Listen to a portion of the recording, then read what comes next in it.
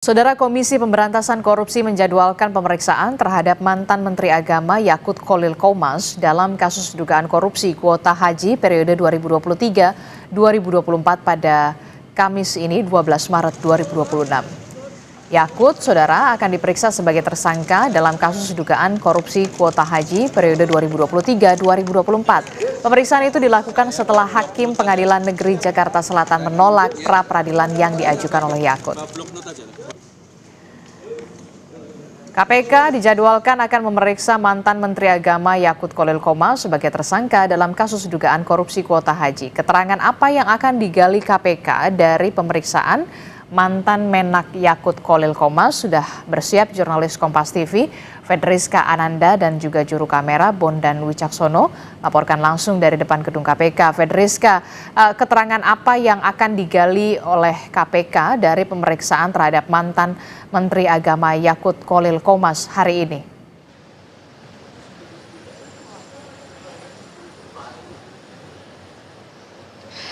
Ya, Adisti, tentu kalau misalkan untuk keterangan apa yang akan digali ini kita juga masih menanti sebetulnya terkait dengan pemeriksaan Yakut pada hari ini. Namun tentu saja ini berkaitan dengan putusan pra-peradilan oleh Pengadilan Negeri Jakarta Selatan pada kemarin, di mana permohonan pra-peradilan oleh kubu Yakut ini ditolak oleh majelis hakim. Maksud kami dari hakim tunggal, sehingga memang kemudian ini memperkuat posisi KPK terkait dengan status hukum yang saat ini disandang oleh Yakut Kholil Qomas, di mana sudah ditetapkan tersangka oleh KPK, yang mana ini merupakan kali kedua artinya Yakut diperiksa sebagai tersangka, yang mana sebelumnya KPK juga sudah memeriksa Yakut sebagai tersangka ataupun memutuskan Yakut sebagai tersangka, sehingga memang ini merupakan pemeriksaan lanjutan, sehingga memang dengan putusan pra-peradilan kemarin ini memperkuat posisi KPK sehingga mempermudah KPK untuk dapat memeriksa Yakut.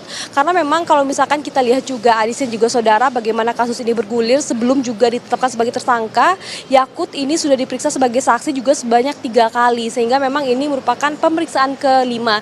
Kalau misalkan kita juga mengikuti sidang pra-peradilan kemarin, di mana ini kubu dari Yakut Kholil Qomas ini mempertanyakan keabsahan terkait dengan penetapan tersangka terhadap dirinya. Namun berdasarkan putusan pengadilan tersebut, Pengadilan Negeri Jakarta Selatan ini menetapkan bahwa penetapan tersangka terhadap Yakut ini sah secara hukum, sehingga ini mempermudah KPK untuk melakukan pemeriksaan. Karena memang informasi yang kami dapatkan ini Yakut akan diperiksa pada hari ini pada pukul 10 pagi. Jadi memang artinya hanya 1 hari setelah putusan pra-peradilan kemarin.